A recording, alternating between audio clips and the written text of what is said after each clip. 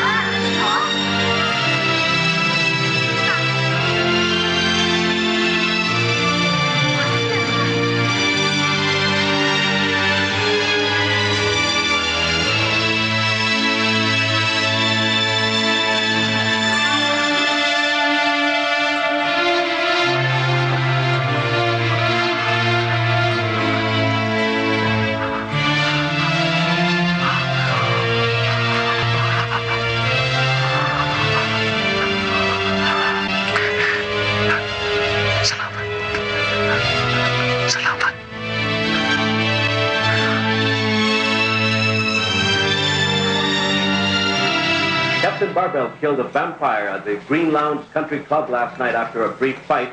The superhero saved the victim from being hurt when he came in time before the beast struck the victim. It can be recalled that the superhero also saved another young girl from a man who ran amok at the municipal hall earlier this week. Local officials of the city and the city's police authorities expressed their thanks He's and so appreciation for what cute. Captain Barbell has done. From the people of Metro Manila, Captain Barbell, we love you. Nang, ano yan? Still on Captain Barbell. Heh, Captain kamingay. Barbell has been making waves not only here but also in other Morning, countries. Rose. Huwag ka maingay. There's a lot of confusion going on regarding Captain Barbell's real identity.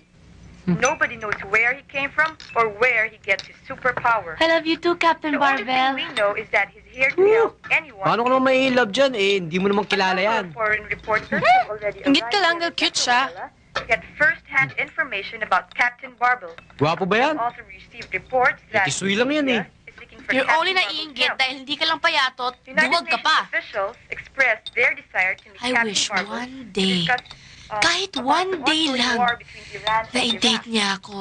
They believe that he can give assistance to the Buti situation. kung patulang ka niyan. It seems Go that away. many people now believe that Captain Barbell is the only answer to their Wow, problems, both ang internal and external. cute! Rose, when we flew, muscles! Third world countries for the assistance of our superhero. More news after this very important.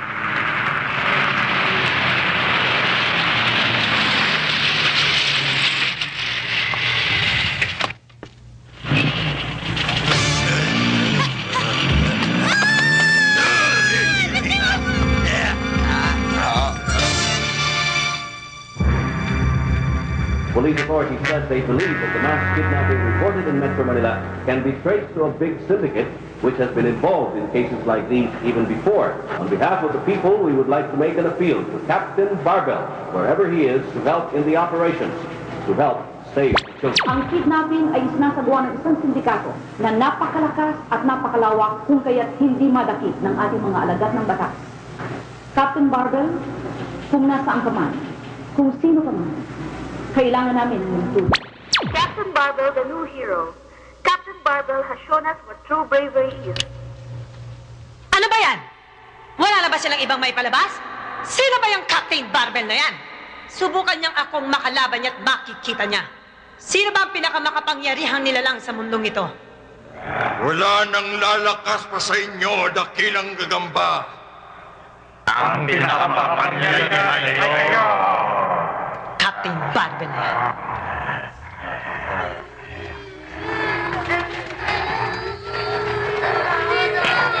Bakit niyo pinasok yung mga yan sa aking lungga? Bakit yung dinala dito? Dahil siguro namin ipakita sa inyo ang aming ani. Dalhin niyo mga yan sa kulungan. Dalhin ka agad! Naiinis ako sa ingay ng mga yan! Ilabas ka agad! Bilis! Magsitigil kayo! Tumahimik kayo! Tumahimik kayo!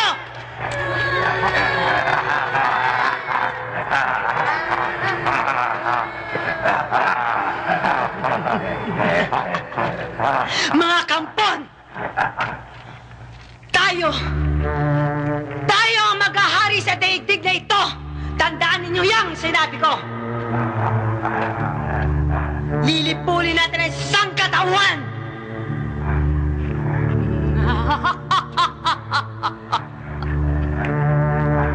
Marami-rami na rin ang ating mga bata. Konti na lang. Tayo na.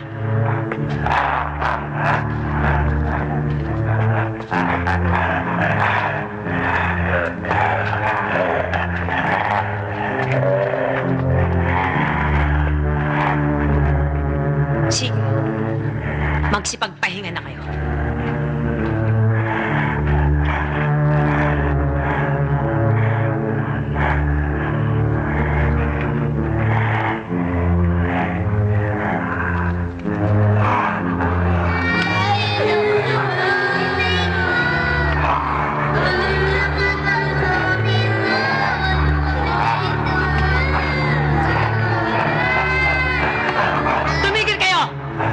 Hindi ko kayo palalamunin!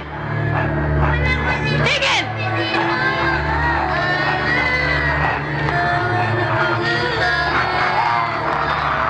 Sinong gunggong ang nag-iwang bukas ito? Ilang beses ko bang nasabihin sa inyo na walang dapat nagpapabaya dito? Sino? Sino?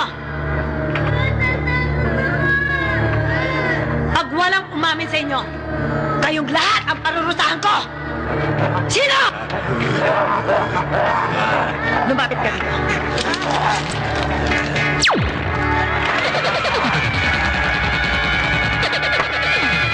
Tumahimik kayo!